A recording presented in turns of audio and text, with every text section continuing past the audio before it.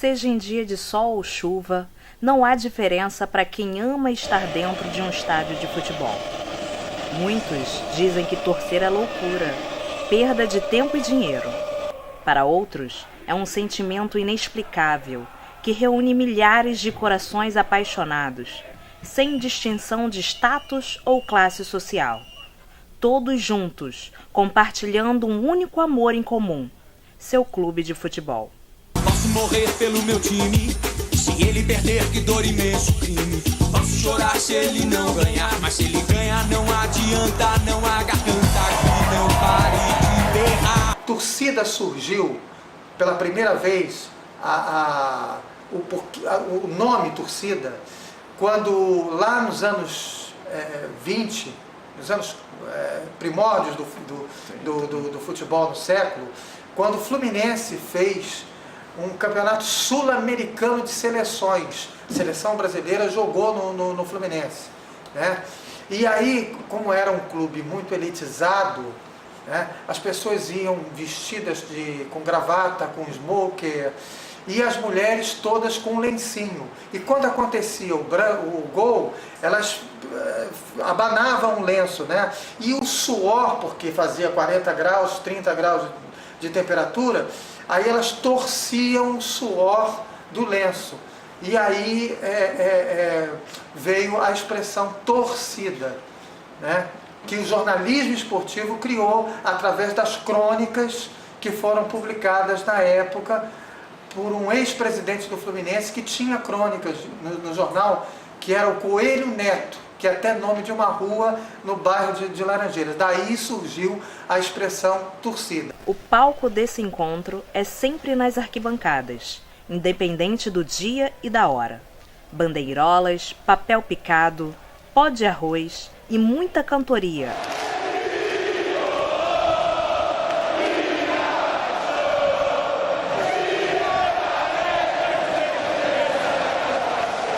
Fazem parte dessa festa, um verdadeiro espetáculo à parte, que faz qualquer estádio tremer aos 90 minutos de jogo.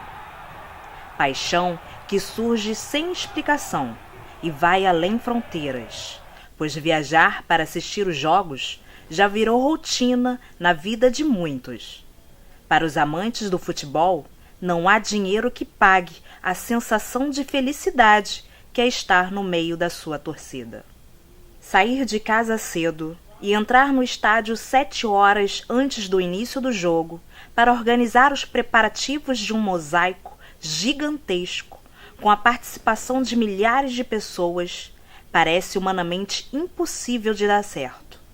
Entretanto, o show nas arquibancadas fazem parte de um trabalho coletivo e sem fins lucrativos para os torcedores. É apenas um ato de amor ao seu clube do coração.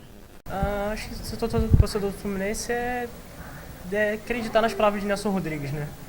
O Fluminense é o único tricolor do mundo, o Fluminense é sempre Fluminense, entendeu? Tá na torcida, ser torcedor do Fluminense é algo mágico, é algo totalmente diferente. Eu acho que só quem é tricolor mesmo pode entender.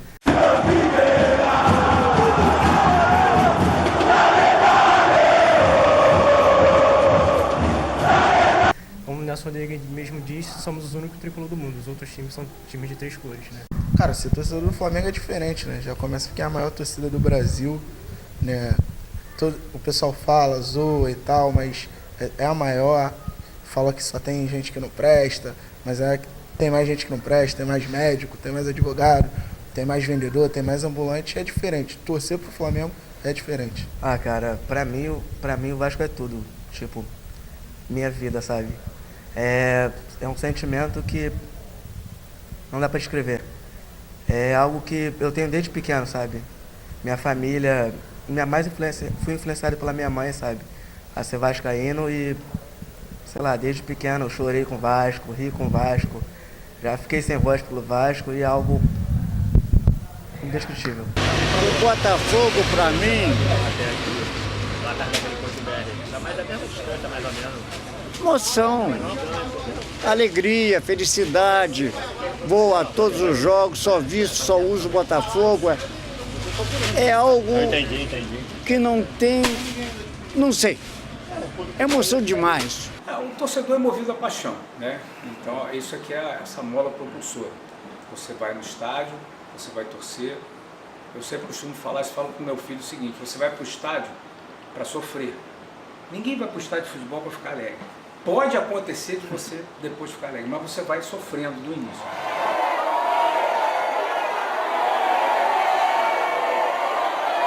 Um jogo que me marcou muito foi o jogo Vasco e Aurora na Sul-Americana de 2012, que foi 8-3 pro Vasco. E, cara, aquele jogo foi surreal. 2 gols do Bernardo, o Vasco tinha perdido o jogo fora e conseguiu virar o jogo de forma sensacional. O Bernardo fez um golaço surreal e esse foi um dos jogos que me marcou muito no estádio. Em 2010, Fluminense 1-0 no Guarani, título brasileiro depois de 23 ou 26 anos, não me recordo bem. Um jogo que foi bem marcante, foi no Engenhão o jogo. A dificuldade para conseguir o ingresso daquele jogo foi bem grande, mas valeu muito a pena todo aquele sacrifício. O Flamengo e Santos, 1-0 no Maracanã, gol do Adriano Imperador, 2009. O goleiro Bruno agarrou 2 pênaltis do Ganso, estava no estádio, fui primeira vez com meu pai botafoguense. Mas o Flamengo estava na situação boa, pude comprar ingresso para ir com ele. E o Fla-Flu de 2010, o Flamengo estava perdendo de 3-1 no primeiro tempo, virou para 5-3 com 3 gols do Adriano. Tinha o Wagner Love na oportunidade, foram os jogos que ficaram marcados na história, Maracanã e Flamengo. Eu passei por muitos jogos, né, nessa trajetória aí de 33 anos trabalhando no jornalismo. As grandes decisões sempre me impressionaram muito, né? E antigamente, quando era muito legal, eu vou te dizer um jogo que eu acho que foi 2 jogos, tá? O primeiro em 1982, que foi o recorde de torcida numa final de Campeonato Brasileiro no Maracanã. Flamengo 3, Santos 0. Né, que é muito impressionante, que estava no Maracanã e viu a torcida do Flamengo naquele jogo, meu Mengão, eu gosto de você, e o Maracanã estremecia. Viu uma outra decisão, já Vasco e Flamengo, em 1982, que o Vasco não era campeão depois de muito tempo, e o que aconteceu? O Vasco foi campeão, e a torcida do Vasco fez um espetáculo maravilhoso, foi 1-0 nesse jogo. Para não dizer outros, Fluminense e Botafogo. 83, um Fla-Flu, que foi o gol do Assis, primeiro dos 2 gols que o Assis fez, porque no ano seguinte o Fluminense foi bicampeão também contra o Flamengo. E o jogo do Botafogo depois de 21 anos, Botafogo e Flamengo, que o Rio de Janeiro inteiro abraçou o Botafogo, só o Flamengo torceu para o Flamengo, torcedor do Flamengo que torceu para o Flamengo. Eu me lembro que eu fui nesse jogo, estava trabalhando na época na Rádio Capital, e quando eu saí do Maracanã e passei pelo túnel Rebouças, o túnel Rebouças inteiro cantava o hino do Botafogo. E foi um espetáculo lindo no Maracanã, da torcida do Botafogo depois de 21 anos. Então, são 4 decisões dos 4 clubes do Rio de Janeiro que eu pontuo aqui para você.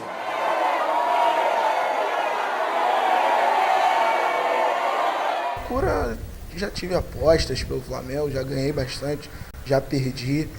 Tava arquitetando aí para esse 2017 aí, de repente, fazer uma loucura, o time tá bom, de repente ir para assistir a final do Mundial, só que infelizmente o time saiu na primeira fase. Mas faz parte, e ser Flamengo é isso aí. Tem muitas coisas, assim, eu já apostei muito dinheiro com o Vasco e já perdi muitas vezes com o Vasco.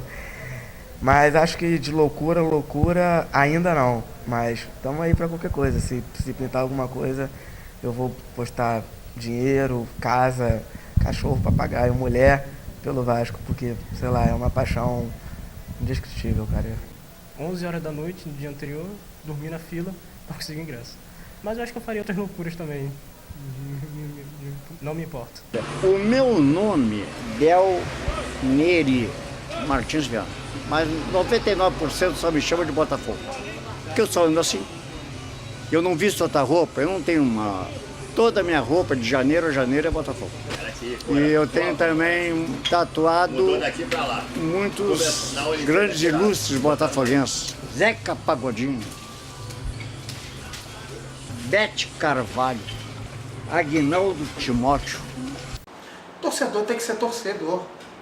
A paixão é de família, a paixão é de amizade, a paixão é de pai para filho, Então o que falta é o torcedor sadio. Acho que o fanatismo é uma faca de realmente uma via de uma via de mão dupla, né, vamos dizer assim.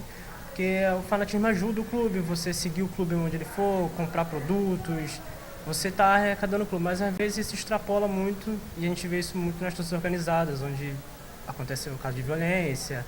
O fanático lá, torcedor que acompanha todos os jogos, que está lá, que apoia o time quando tem que ser apoiado, mas critica ali o diretor, a PM, os jogadores, né, a organização, mas assim, dentro de um limite, é aceitável. Agora o fanatismo que passa a ser chega ao ponto do cara agredir um adversário porque o cara faz parte de outro time, né? Ou do cara invadir um campo e tentar agredir alguém, né? Tentar agredir um jogador ou um juiz. Aí esse tipo de fanatismo já é bem prejudicial ao esporte. Cara, o fanatismo, no meu caso, influencia sim. Influencia. Porque o calor do momento afeta muito o ser humano, sabe? Tipo, ainda mais quando o outro time começa a abre o placar. Se o outro time abre o placar, toda a sua sanidade vai embora. E, cara, é muito bizarro, porque, tipo, você acaba se tornando outra pessoa. Você acaba agindo por impulso, xingando pais, mães de pessoas que só estão ali pra torcer, acaba discutindo com um amigo por babaquice. Então, sim, o fanatismo influencia bastante pro lado ruim. Torcer, tipo, gritar, chorar, cumprimentar pessoas que você não conhece, é algo lindo, cara. Falo fanático pro lado bom, né? De brincar, aceitar. Não sou aquela pessoa que quando o time perde, ignora, fala mal com as pessoas, não aceita. Mas dentro do fanatismo aceitável, né? Pro Flamengo. Esse caso hoje, com essa proliferação das mídias sociais, o que está acontecendo é que está tudo muito monitorado. Eu, por ter sido trabalhado em assessoria de imprensa, eu tive isso muito perto de mim. Por quê? Se o time não está numa boa fase, o jogador é cobrado. E se o jogador está em algum lugar tomando um chopp ou batendo papo, ele já vai ser fotografado, ele vai ser filmado, aquilo vai estar no Facebook, ou vai estar no Instagram, ou qualquer outra mídia social, e daqui a pouco vai estar na mídia em geral. Então, esse limite é que as pessoas não estão conseguindo aceitar. Entendeu? O que é bom para um, o que não é bom para o outro. Vou te dar um exemplo. Eu sempre falava nos jogadores, quando assessor de imprensa, o seguinte: a fase não está boa, evita determinado tipo de local para você ir. Por quê? Porque isso aí pode te dar uma dor de cabeça. Você pode sair, você pode jantar, você pode estar num lugar, mas se você puder evitar no momento que a fase não está boa, não vai tomar teu chopinho agora. Segura um pouco, bebe a cerveja em casa. Então, esse limite é que está sendo muito complicado. E aí a gente entra num campo minado, que são as mídias sociais, que hoje estão se tornando também um campo de batalha, de guerra e de principalmente intolerância. E aí chegam nas mídias sociais com a torcida. É torcida marcando o confronto nas mídias sociais. É a intolerância, seja de paixão por clube, seja credo religioso, seja de opção sexual. E isso que a gente tem que dar um basta. E o futebol, por ser o carro-chefe do Brasil, deveria dar esse bom exemplo e acabar com isso.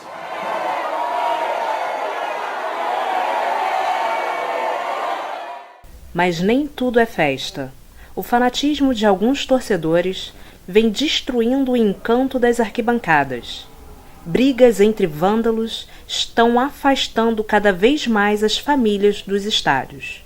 Bom, esporte não é... Esporte é esporte, não é uma praça de guerra, né? Então o torcedor, ele tem que fazer o espetáculo ser bonito, né? Você vê um Fla-Flu, um Flamengo e Vasco, as cores do estádio proporcionado pela torcida é que eu acho sempre muito bacana. E as torcidas até dos clubes menores, né? Quem é que nunca chegou no campo do Bangu, lá na estação Guilherme da Silveira, e ouviu aquela bandinha do Bangu tocar o hino do Bangu? Quer dizer, tem toda uma história de identidade cultural, a torcida com o jogo, com o estádio, com o clube. Então é assim que eu vejo a alegria e a presença do torcedor sadio nos estádios de futebol. Se não tivesse essa interferência direta entre clubes e torcidas, alguns torcedores votam no processo eleitoral dos clubes. Você teria maior facilidade e rigor nessa situação. Então aí não precisaria punir os clubes quando acontece uma confusão desses travestidos de torcedor nos estádios. Você veja aquele lance do Vasco com o Atlético Paranaense, o Vasco acabou pagando o pato. Mas por quê? Porque havia uma direta conveniência do clube com o torcedor. Então, se isso não tivesse, tranquilo. Mas enquanto tiver, eu acho que tem que ter rigor e o clube, de fato, não tem outro jeito, tem que ser punido. A agressão não tem que existir nunca, violência. A paixão, ela existe e ela tem que ter um limite. Você está no estádio, você vaiar, você apupar, você pode até fazer um protesto mais inteligente. Eu lembro na época de Fluminense caindo para a Série C, e a geral tinha presidente sendo enterrado em caixão. Isso é uma coisa ok. Agora, você agredir, você bater, eu peguei vários episódios desses nas Laranjeiras, voltando à época de assessor, torcida invadindo para bater em jogador e a gente tendo que ficar preso dentro de vestiário, não podendo sair. Tivemos problemas, entendeu? O caso de Curitiba, naquele jogo emblemático, ali eu temi pela vida. A torcida do Curitiba invadiu o gramado do Couto Pereira, 2009, na fatídico time de guerreiros que surgiu ali, o Fluminense com aquela ínfima possibilidade de seguir na Série A, conseguiu seguir, e o gramado virou uma praça de guerra, e ali as mulheres de jogadores, a minha própria mãe, todo mundo ligando pra gente, chorando porque temendo pela vida. Então isso é uma barbaridade, isso não pode acontecer.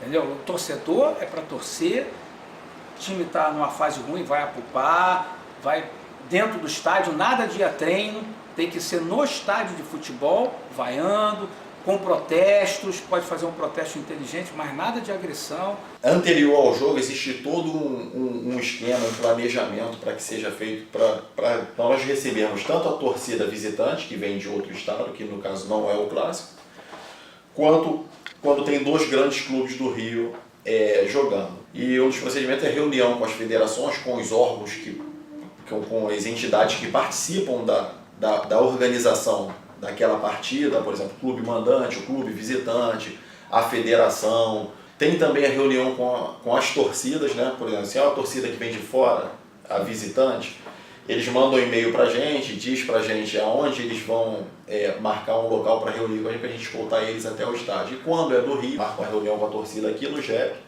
e a gente define os locais de escolta, locais de concentração, por onde que eles vão, como que eles vão, né? Quantos policiais nós vamos usar nisso.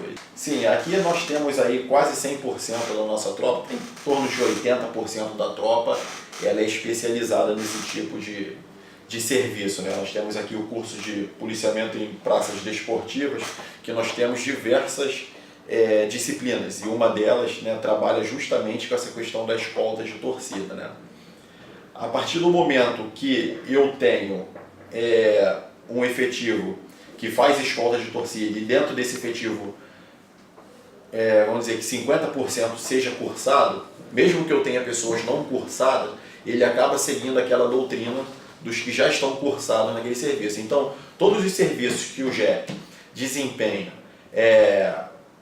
durante um jogo no estádio, cada serviço desse tem 1, 2, 3 ou até mais policiais que têm conhecimento específico para realizar aquela determinada função. A nossa principal medida mesmo é a gente prevenir o problema. Tá? A gente tenta prevenir o problema. Quando o problema acaba por acontecer, a gente atuar naquele problema tentando realizar prisões e retirar as pessoas que estão causando aquele problema do local. Deter e levar para o juizado do torcedor.